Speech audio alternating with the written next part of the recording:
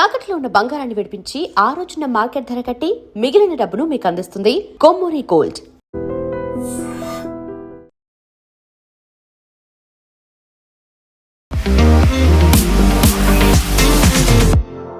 నమస్తే, నేను Kavitha. Welcome to I dream news and నిజాలు. యుద్ధ విరమణ కోసం ఇరాన్ ప్రతిపాదించినటువంటి శాంతి ప్రతిపాదనల్ని అమెరికా నిర్ద్వంద్వంగా తోసిపుచ్చింది. డొనాల్డ్ ట్రంప్ వాటిని యాక్సెప్ట్ చేసే ప్రసక్తే లేదు అంటున్నారు. ఈ నేపథ్యంలోనే యుద్ధం ఇంకా కొనసాగుతుందా, ఆపరేషన్ ఎపిక్ ఫ్యూరీ ముగిసింది అని అమెరికా అనౌన్స్ చేసిన తర్వాత ఇప్పుడు శాంతి ప్రతిపాదనకు యాక్సెప్ట్ చేయకపోవడం అంటే యుద్ధం కంటిన్యూ అవుతుంది అనేటువంటి సంకేతాలు ఇవ్వడమేనా? దీన్ని దృష్టిలో పెట్టుకునే హైదరాబాద్లో ప్రధానమంత్రి నరేంద్ర మోదీ మన దగ్గర ఇంధనానికి సంబంధించి ఎంత పొదుపుగా వాడుకోవాల్సినటువంటి అవసరం ఉంది అనే మాట చెప్పారా? బంగారం కొనుగోళ్లతో పాటుగా ఏడాది పాటు విదేశీ ప్రయాణాలను రద్దు చేసుకోవడం, చమురు ఇంధనానికి సంబంధించి మనం చాలా కీలకంగా వ్యవహరించాల్సినటువంటి అవసరం ఉంది, దుబారా ఖర్చులను తగ్గించుకోండి అనే మాట మోదీ ఎందుకు చెప్పారు? మనతో పాటుగా ఉన్నారు సీనియర్ జర్నలిస్ట్ సురేష్ కొచ్చతిల్ గారు. సార్ నమస్తే. సో 2 నెలలు అయిపోయింది, 2.5 నెలలు అవుతోంది, 3వ నెలకు ఎంటర్ అయిపోతున్నాం. బట్ ఇప్పటికి కూడా still it is going on. అంటే లేదు, ఆపరేషన్ ఎపిక్ ఫ్యూరీ అనేది అయిపోయింది అనేది అమెరికా డొనాల్డ్ ట్రంప్ అనౌన్స్ చేశారు. బట్ శాంతి ప్రతిపాదన మాత్రం ఒప్పుకోవట్లేదు. ఎవరు యుద్ధం కావాలనుకుంటున్నారు, ఎవరు వద్దంటున్నారు? అసలు మనం యుద్ధం గురించి మర్చిపోయాం. 4వ తారీఖు ముందు నుంచి 3వ తారీఖు నుంచి మన ఎలక్షన్లో పడున్నాం. బహుశా వారం పాటు మనం యుద్ధం గురించి అసలు మాట్లాడలేదు. ఇది మళ్ళీ తిరిగి వచ్చింది. వాళ్ళు కూడా బ్రేక్ తీసుకున్నారు, మనం కూడా బ్రేక్ తీసుకున్నాం. ఇప్పుడు నిన్న రాత్రి ఇరాన్ వాళ్ళ రెస్పాన్స్ పంపించారు 14 పాయింట్లలో. మన అందరికి తెలిసిందే, వాళ్ళు అంగీకరించారు. ఇంత పెద్ద గ్యాప్ ఉంది వాళ్ళ నడిమిట్లో. యురేనియం అంటారు, వీళ్ళు నో అంటారు. మిసైల్స్ అంటారు, వీళ్ళు నో అంటారు. మీరు రెజ్యూమ్ చేంజ్ అంటారు, నో అంటారు. హమాస్, హుతీలు, హెజ్బుల్లా సపోర్ట్ చేయడం, వీళ్ళు నో అంటారు. మళ్ళీ మీరు ఎట్లా కాంప్రమైజ్ అవుతారు? ఒక నెగోసియేషన్లో ఇద్దరు నడిమిట్ కొంచెం నడుచుకుంటూ ముందుకు రావాలి. వీళ్ళిద్దరు రెడీ లేరు. అమెరికా అంటారు యురేనియం గురించి మాట్లాడకపోతే అయిపోయింది, we will not speak to you after this. మాకు కావాల్సింది మీ యురేనియం కావాలి మాకంట. వాళ్ళు ఏమంటారు, మేము అసలు ఇవ్వం, మా మెయిన్ పాయింట్ అది. ఇంకోటి 4వది హోర్ముస్, అది కొత్తగా న్యూక్లియర్ వెపన్ వాళ్ళది. హార్ముస్ ఓపెన్ అది మేము ఇవ్వం, అది మాది అంటున్నారు. యుద్ధం ముందు వాది కాకపోతుండే అది. It was an open international. So ఇప్పుడు ప్రెసిడెంట్ ట్రంప్కి ఒక మిడ్ పాయింట్లో వచ్చి ఆగిపోయారు ఆయన. ఒక నెల ముందు మీరు చెప్పొచ్చు, నెల కాకుండా నేను 5 వారాల ముందు it would have been a finish, fight to finish. America అప్పుడే ఫినిష్ చేస్తే అయిపోతుంది. ఈ పాకిస్తాన్ నడిమిట్లో వచ్చి కాంప్లికేట్ చేశారు అన్ని. పాకిస్తాన్ ఒక మీడియేటర్కి వచ్చి ఏమన్నారు, మేము కన్విన్స్ చేస్తాం ఇరాన్ని, మీరు కొంచెం సీజ్ ఫైర్ పెట్టండి, మేము కన్విన్స్ చేసి మీకు ఏం కావాలో ఇప్పిస్తామన్నారు. కాదు, పాకిస్తాన్ ఒక డబుల్ గేమ్ ఆడింది. బేసిక్లీ డబుల్ గేమ్ ఎట్లా అయిందంటే, వాళ్ళు సౌదీ అరేబియాకి వెళ్ళి అక్కడ 4,000 మంది వాళ్ళ సైనికులను అక్కడ పెట్టి ఒక 10 ఎయిర్క్రాఫ్ట్ అక్కడ పెట్టారు సౌదీ అరేబియా కోసం. సౌదీ అరేబియాని ఇరాక్ నుంచి వచ్చే మిసైల్స్ని అడ్డుకోవడానికి. ద సేమ్ టైం ఇరాన్ని ఎంకరేజ్ చేశారు యూఏఈ మీద దాడి చేయమని చెప్పేసి. ఎందుకంటే యూఏఈకి సౌదీకి పడదు. ఇప్పుడు మన ప్రధానమంత్రి యూఏఈకి వెళ్ళి మీకు సహాయం ఏం కావాలి చెప్పండి, మేము మీకు ఇస్తూ ఉంటున్నాం. సో ఒక ఫ్లాష్ పాయింట్ అక్కడే వచ్చేసింది. ఇది Saudi Arabia versus UAE. Already వాళ్ళు సొమాలీ ల్యాండ్లో ప్రాబ్లం ఉంది, యమన్లో ప్రాబ్లం ఉంది. మొన్న కూడా జరిగింది, వాళ్ళు ఒపెక్ నుంచి యూఏఈ బయటకు వచ్చిన తర్వాత సౌదీ అరేబియా దాని మీద చాలా పెద్ద ఏం చెప్తారు, ఒక కోపం వచ్చింది వాళ్ళకి, లిటరల్గా కోపం వచ్చింది, ఎందుకు వెళ్ళిపోయారు ఒపెక్ నుంచి అని. ఇప్పుడున్న పరిస్థితుల్లో ప్రెసిడెంట్ ట్రంప్కి ఆప్షన్స్ ఏంటి? ఇవాళ పొద్దున Israeli prime minister Benjamin Netanyahu 60 Minutes అని చెప్పి CBS ఒక ప్రోగ్రామ్ ఉంది అమెరికాలో, చాలా మంచిది, వెరీ ఎక్సలెంట్ ప్రొఫెషనల్ ఇంటర్వ్యూస్. దాంట్లో ఆఫ్టర్ యుద్ధం మొదలైన తర్వాత ఫస్ట్ టైం బెంజమిన్ నెతన్యాహు ఒక అమెరికన్ ఛానల్తో ఇంత డీటెయిల్గా ఇంటర్వ్యూ ఇచ్చారు. ఆ ఇంటర్వ్యూ మీరు చూడాల్సింది. ఆ ఇంటర్వ్యూలో చాలా మటుకు బెంజమిన్ నెతన్యాహును అడిగిన ప్రతి ప్రశ్నకి ఆయన ఆలోచించి జవాబిచ్చారు. సో ఆయన దగ్గర అడిగారు, మీరు యుద్ధానికి వెళ్ళారు కదా, అమెరికాని మీరు గుంజి తీసుకెళ్లారని చెప్పి ఆరోపణ ఉంది, బలవంతంగా లాక్కెళ్ళారు అని చెప్పారు. అట్లేం లేదే, మేము అమెరికా ముందు ఆప్షన్స్ పెట్టాం, ఇది ఉంది, వీళ్ళు ఇవాళ మీట్ అవుతున్నారు, దట్ ఈస్ శనివారం రోజు February 20th ఒక మీటింగ్ జరగబోతుంది తెహరాన్లో, చాలా పెద్ద ఇంపార్టెంట్ మీటింగ్. దాంట్లో ఏదో పెద్ద ఒక నిర్ణయం తీసుకోబోతున్నారు, ఒక ఆపర్చునిటీ, మేము వెళ్ళి కొట్టేస్తున్నాం, మీరు వస్తారా అని అడిగారు. ప్రెసిడెంట్ ట్రంప్కి naturally Israeli prime minister credit తీసుకుంటే మళ్ళీ నేనేం చేయాలి, నేను కూడా పాల్గొన్నాను చెప్పని చెప్పి ఆయన కూడా తోడొచ్చేసారు. వచ్చిన తర్వాత ఇజ్రాయెల్ మీకు తెలుసు జరిగిపోయింది, Israel was no longer active. వాళ్ళకి కావాల్సిన వాళ్ళు సాధించుకున్నారు. సుప్రీం లీడర్ని చంపారు, 40 కమాండర్ని తీసేశారు. వాళ్ళు అటువైపు వెళ్ళిపోయారు, లెబనాన్ వైపు. ఇక్కడ హెజ్బుల్లాతో వాళ్ళ గొడవ అక్కడ ఉంది. అమెరికా ఇక్కడ చిక్కు. అమెరికా బాంబింగ్ చేశారు, అమెరికా మీద బాంబింగ్ జరిగింది. అమెరికా ఇద్దరు పైలట్లు ఒక డెజర్ట్లో పోయారు, మళ్ళీ వాళ్ళని తీసుకురావాల్సి వచ్చింది. అరౌండ్ F-16 పోయినాయి, ఒక C-130 పోయింది, ఒక హార్నెట్ పోయింది, చాలా మటుకు ఎయిర్క్రాఫ్ట్ పోయింది. వాళ్ళు చాలా నష్టాలు కూడా జరిగింది వాళ్ళ బేసెస్ మీద. ఇప్పుడు బయటకు వస్తుంది అదంతా. దాని తర్వాత అమెరికాకి పాకిస్తాన్ వచ్చి మేము హెల్ప్ చేస్తాం. Asim Munir is my great friend అంటారు ట్రంప్. ట్రంప్కి ఏంటంటే ఈ యుద్ధం నుంచి ఎట్టైనా బయటికి రావాలి, ఎందుకంటే అప్పుడే స్ట్రెయిట్ ఆఫ్ హార్మోస్ బంద్ చేశారు ఇరాన్. దాని తర్వాత ఆయిల్ ప్రైసెస్ పెరిగింది, స్టాక్ మార్కెట్ పడిపోయింది. ఈ పరిస్థితుల్లోనే ప్రెసిడెంట్ ట్రంప్కి పాకిస్తాన్ మేము ఇరాన్ని తీసుకొచ్చి మీరు చెప్పిన దాన్ని కన్విన్స్ చేస్తామన్నారు. Iran convince car. ఒక 7th క్లాస్ అబ్బాయి దగ్గర చెప్తే కూడా చెప్తాడు, ఈ థియరీ చెప్తే no it will not happen అంటారు. ప్రెసిడెంట్ ట్రంప్కి ఇది అర్థం కాదా? ఆయన మళ్ళీ ఇప్పుడు ఎన్నిసార్లు, ఒకసారి అయితే ఫిజికల్ మీటింగ్ జరిగింది, వైస్ ప్రెసిడెంట్ వెళ్ళారు, జేడీ వ్యాన్స్ వెళ్ళారు, స్టీవ్ విట్కాఫ్, జారెడ్ కోష్నర్ వెళ్ళారు, ఏం కాలేదు. రెండోసారి మళ్ళీ 2 వారాల తర్వాత మనం వెళ్తామని చెప్పారు, లాస్ట్ మినిట్ ఎయిర్క్రాఫ్ట్లో వెళ్ళే ముందు దిగేశారు ఎయిర్క్రాఫ్ట్ నుంచి, ఎందుకంటే ఏం జరగదని వాళ్ళకి తెలుసు. Iran is playing a game, waiting game అంటాం ఇంగ్లీష్లో. అది మీరు ఎన్ని రోజులు మీరు స్ట్రెచ్ చేయొచ్చు, వాళ్ళు చూస్తూనే ఉన్నారు. అమెరికాకి ఇప్పుడు ఏ ఆప్షన్ లేదు. నిన్న కూడా ఇరాన్ UAE మీద దాడి చేశారు, బహ్రెయిన్ మీద దాడి చేశారు, ఖత్తర్ మీద దాడి చేశారు. నౌ ఇట్స్ ఏమంటారు, మేము చేయలేదు అంటున్నారు. ఇప్పుడు now they are denying it. వాళ్ళు ఎక్కడి నుంచి, ఆకాశం నుంచి వచ్చి పడ్డది ఆ మిసైల్స్ అన్నీ. ఎందుకు వాళ్ళ మీద ఎవరు పడేస్తారు మిసైల్స్? మాకు తెలియదు ఎవరు వేస్తున్నారు, ఇజ్రాయెల్ వాళ్ళు ఇస్తున్నామో అంటున్నారు వీళ్ళు.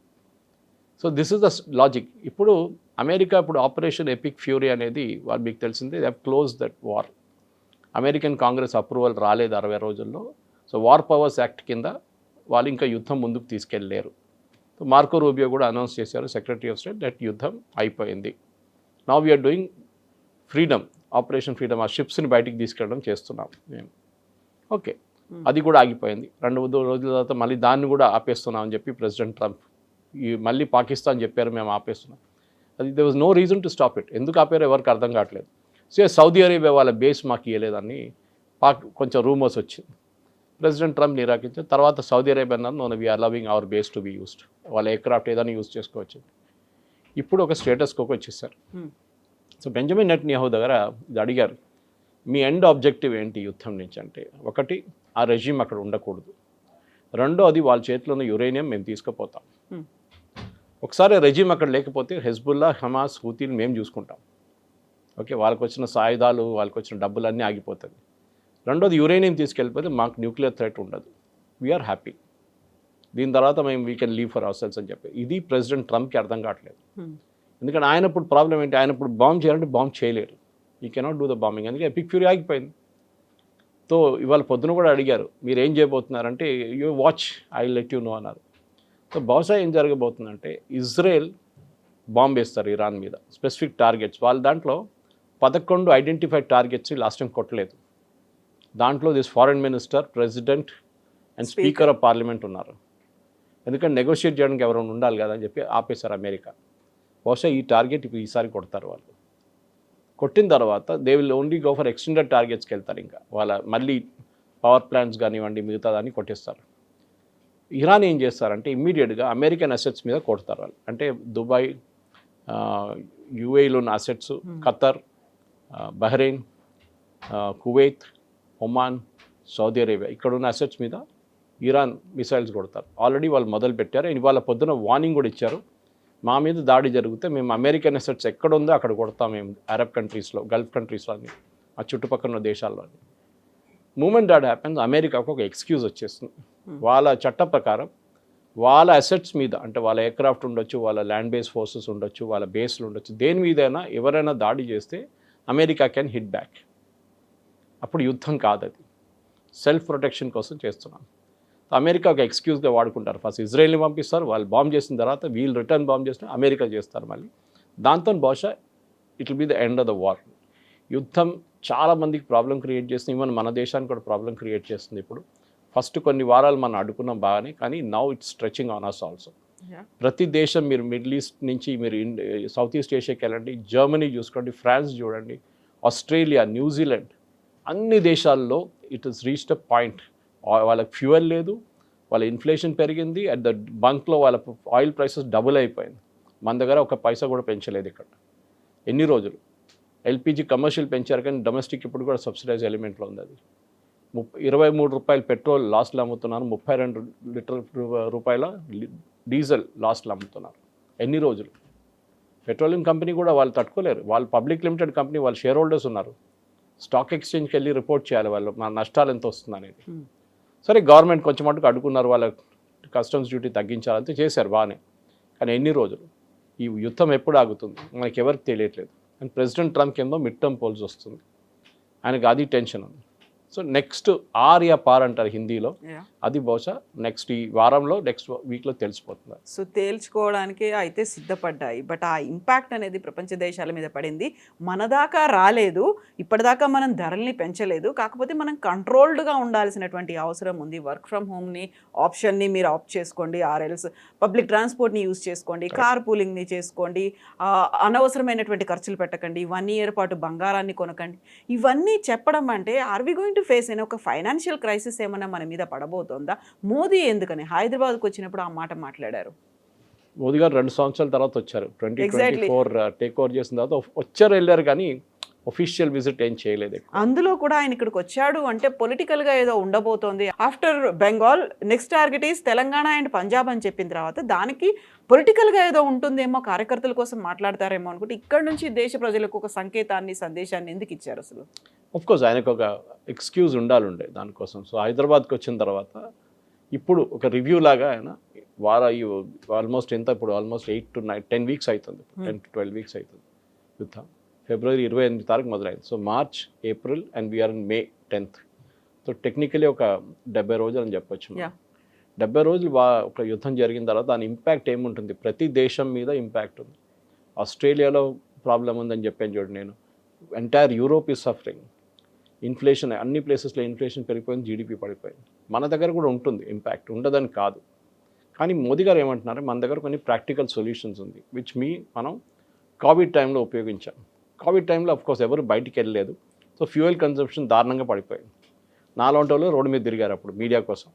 ఓకే, ఇంటర్వ్యూలు చేసుకుంటా ఎక్కడెక్కడ పోలీసు వాళ్ళతో వీళ్ళతో మెడికల్ ప్రొఫెషనల్తో ఫుడ్ డిస్ట్రిబ్యూట్ చేసిన వాళ్ళతో. కానీ మిగతా వాళ్ళు అందరూ ఇంట్లో ఉన్నారు.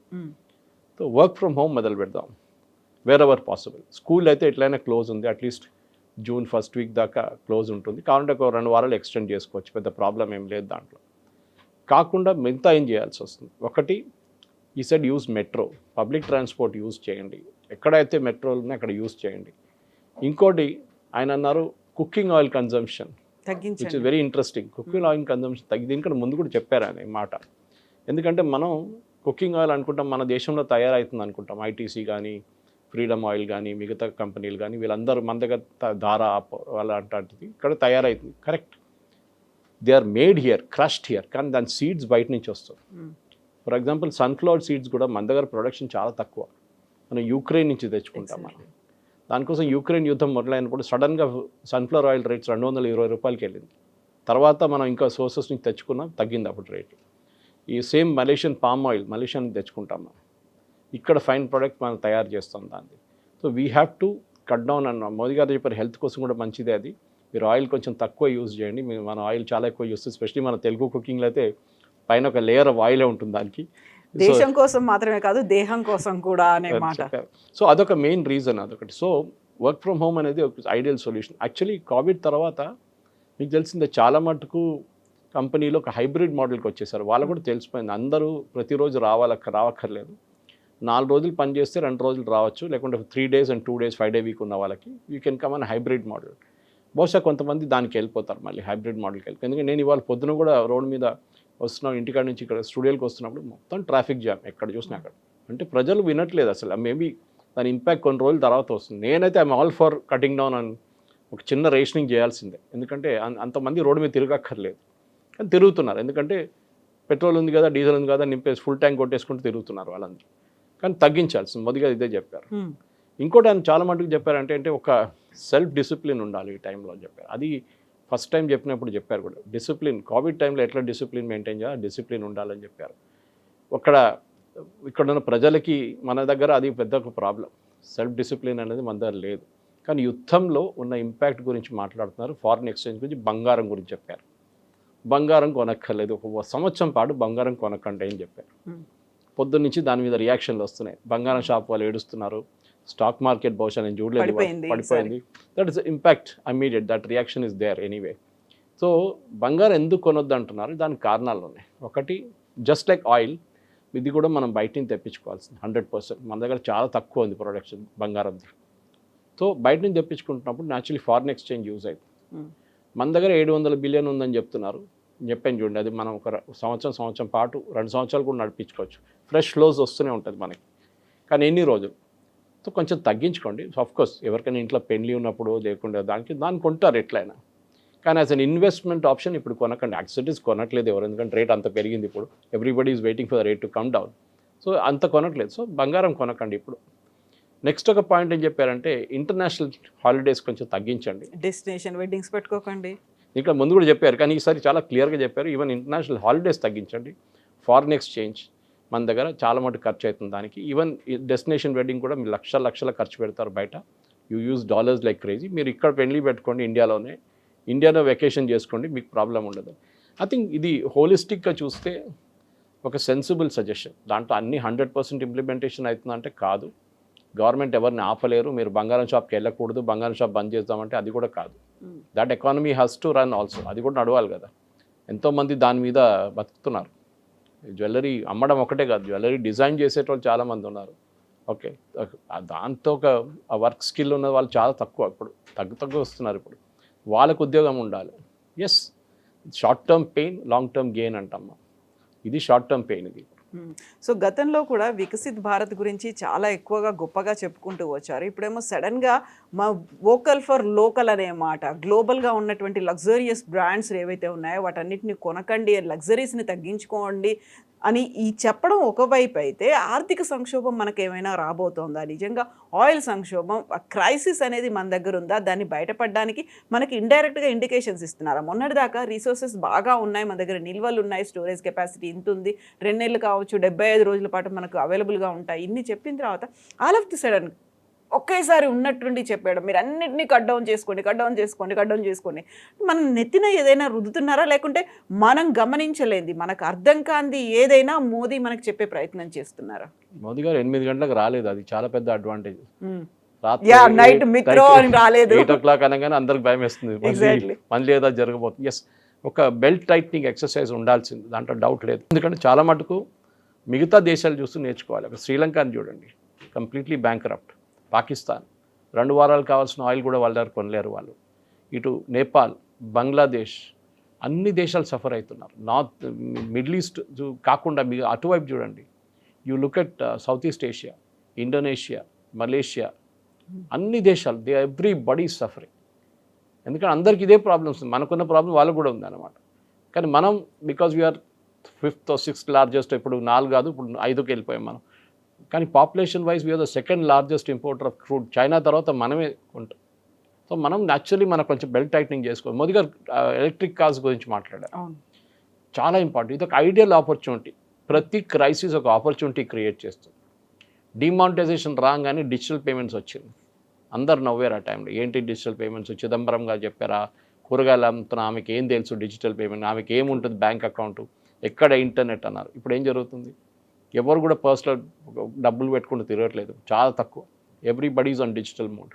అది ఒక క్రైసిస్ క్రియేట్ చేసింది ఆ టైంలో. నోట్లు లేవు మార్కెట్లో, నోట్లు తగ్గిపోయింది, ఏటీఎంలో నోట్స్ లేవు. అప్పుడు డిజిటల్ పేమెంట్స్ ఇంట్రడ్యూస్ చేస్తారు. దానికన్నా ముందు కూడా ఉండే అనుకోండి, కానీ దాన్ని ఒక ప్రెస్సింగ్ నీడ్ వచ్చింది అప్పుడు. ఇప్పుడు ఎథనాల్ గురించి మాట్లాడతామా? గడ్కరీ గారు ఫస్ట్ టైం ఎథనాల్ 10% ఇంక్రీజ్ చేసినప్పుడు పెద్ద గొడవ జరిగింది. కొన్ని కార్ కంపెనీలు అన్నారు ఎఫిషియన్సీ తగ్గిపోయింది, కొంతమంది రివ్యూవర్స్ అన్నారు చాలా మటుకు ఇంజిన్ డ్యామేజ్ జరుగుతుంది. అసలు ఏం జరగలేదు. ఛాలెంజ్ చేశారు గవర్నమెంట్, తీసుకురండి మనం ప్రూఫ్ చూపించండి అని చెప్పి.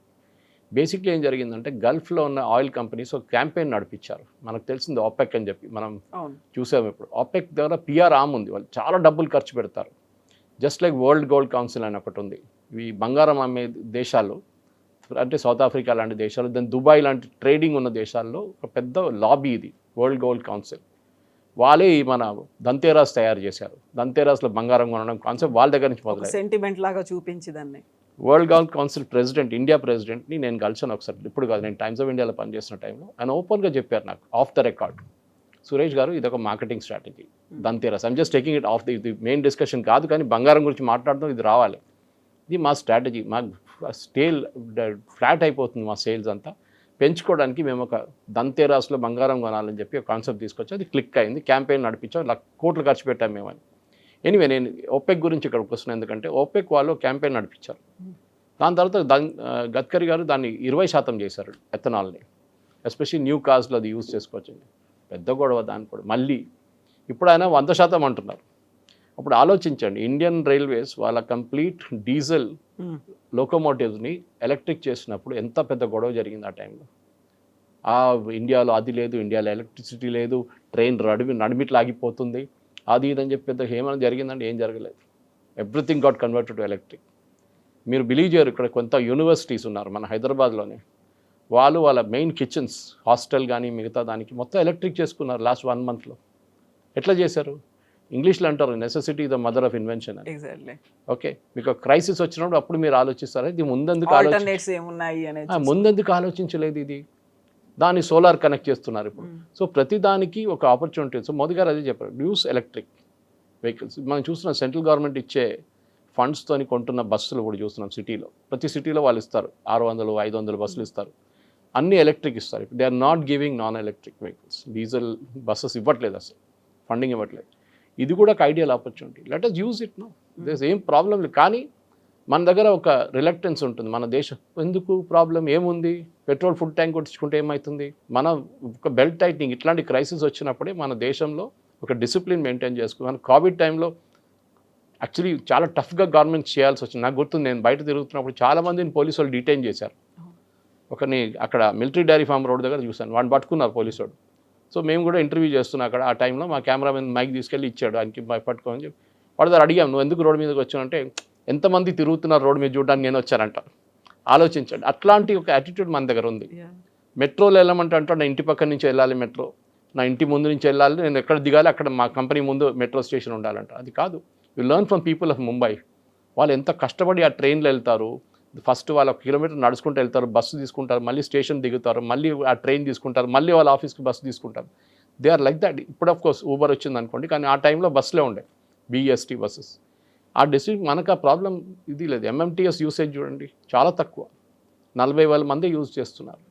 అది మినిమం 1 లక్ష 2 లక్షలకు తీసుకురావాల్సి వస్తుంది. ఈ మెట్రో 4 లక్షలు నడుస్తుంది, it can easily go to 6 lakhs. కానీ మన వాళ్ళు కొంచెం డైరెక్ట్ హైదరాబాద్కి నడవడం అనేది ఒక మన కల్చర్లో లేదు. అది we want everything in front of us అనమాట. సో ఒక మోదీ గారు చెప్పిన దానికి డిసిప్లిన్ అంటున్నారు.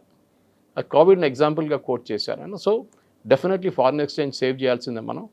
మన dependence on petrol and diesel తగ్గించాలి.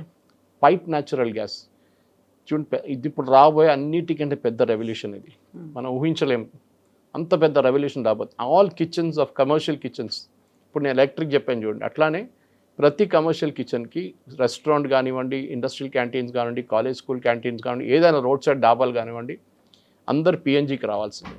ఒక్కోది రోడ్ సైడ్ డాబాలు కొన్ని ప్రాబ్లం ఉంటుంది డిస్టెన్స్ వైజ్, కానీ సిటీ లోపల you can easily do PNG. అది నెక్స్ట్ బిగ్ రెవల్యూషన్. అది వచ్చేస్తే మనకు సేవింగ్ చాలా మటుకు వస్తుంది. బట్ ఇక్కడ సప్లై చైన్ డిస్రప్ట్ అయింది కరోనా టైం నుంచి అని చెప్పిన తర్వాత ఇప్పుడు హర్ముజ్ క్లోజ్ చేస్తే అన్ని దేశాల మీద ఇంపాక్ట్ పడింది అనే దాంతో పాటుగా అక్కడ నుంచి ఆయిల్ అండ్ న్యాచురల్ గ్యాసెస్ రావట్లేదు, అక్కడ నుంచి ఫర్టిలైజర్స్ కూడా రావట్లేదు. బట్ మన రైతులకు ఆయన ఒక సందేశాన్ని ఇచ్చాడు, ఫర్టిలైజర్స్ని తగ్గించుకోండి, ఆర్గానిక్ వైపు వెళ్ళండి. అంటే ఫర్టిలైజర్ క్రైసిస్ కూడా ఉందనా, లేకుంటే ఉన్నటువంటి న్యాచురల్గా ఉన్నదాన్ని యూస్ చేసుకోమనా? 2 క్రైసిస్ ఉన్నాయి ఫెర్టిలైజర్లో. ఒకటి నైట్రోజన్.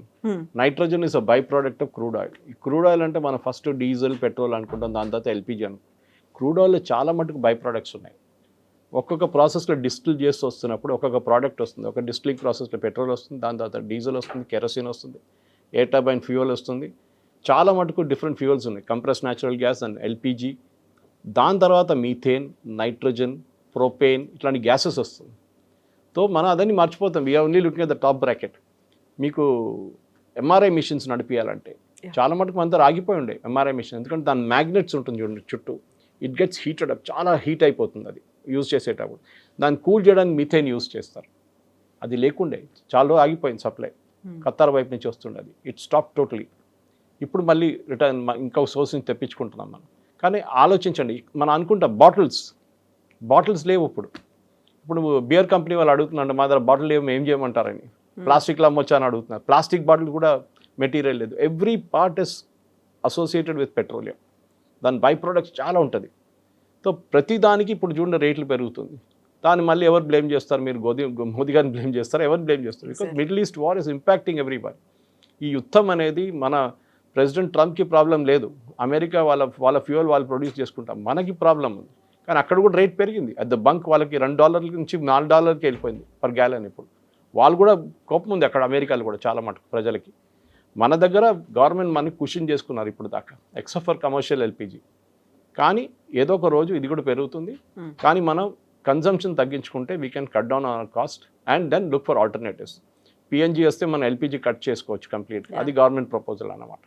చూద్దాం ముందుకు వెళ్తూ ఇంకా బహుశా ఇదొక ప్రెసిడెంట్ ట్రంప్ ఇది ఒక 2-4 వారాలు ఇది ఫినిష్ చేసేస్తే situation will come back to normal. కానీ కంప్లీట్ రిలీఫ్ రావాలంటే 6 నెలలు పడుతుంది.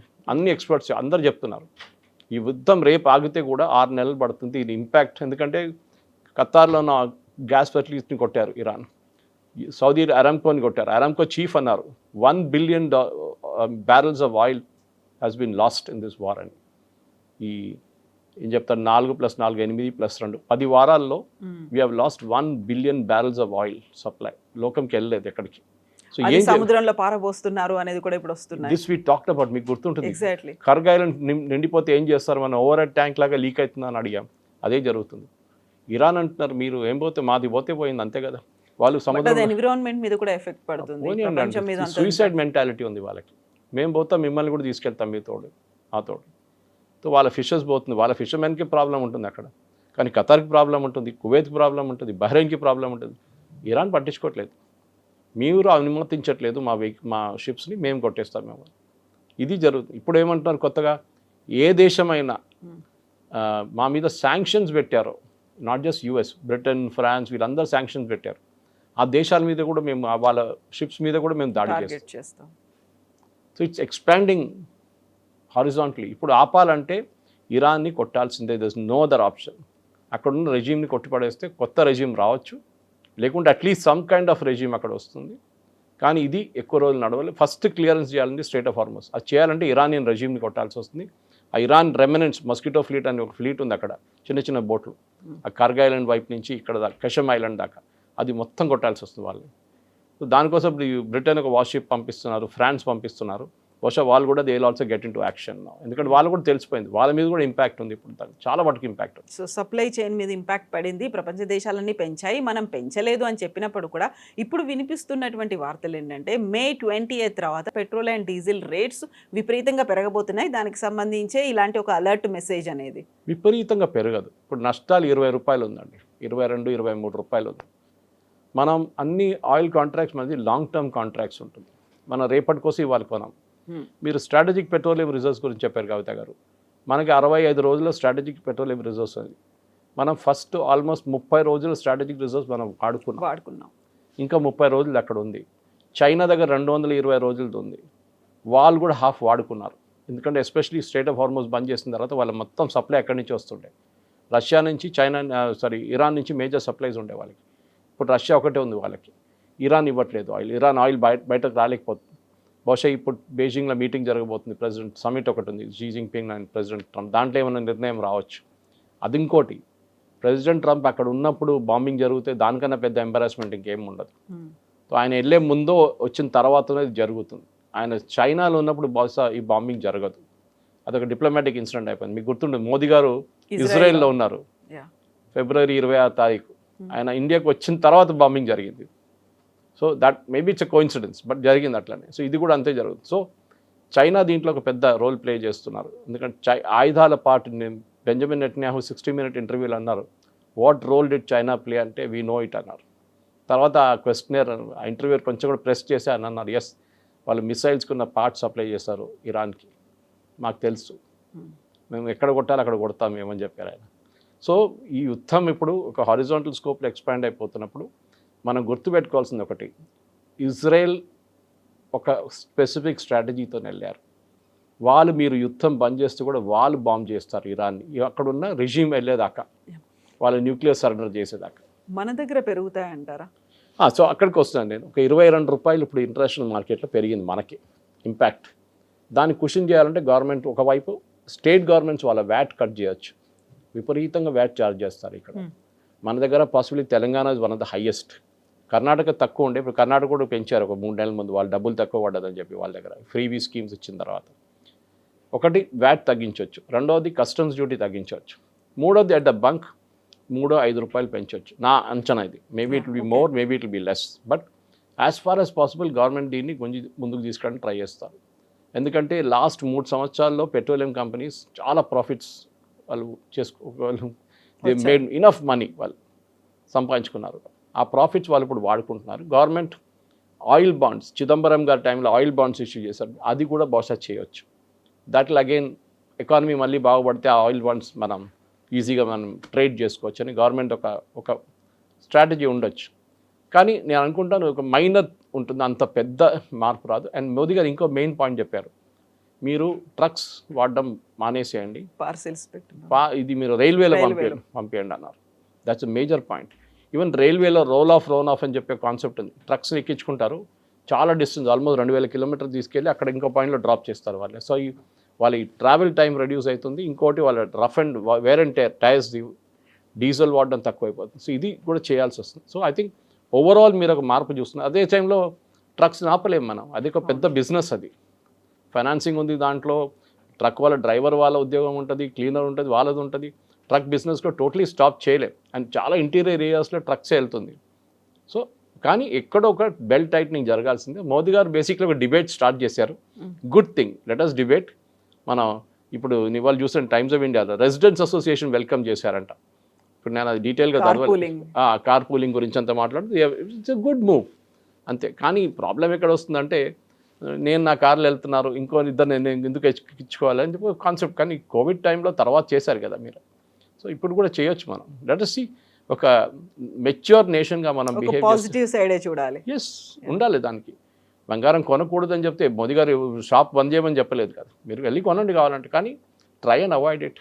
దేశం కోసం కొంచెం ఆలోచించండి, మీకు కావాల్సిన పెళ్లి ఉంటే కొనండి, వెళ్ళి నోబడీ విల్ స్టాప్ యూ అన్నమాట. Yes sir, thank you so much. Thank you very much.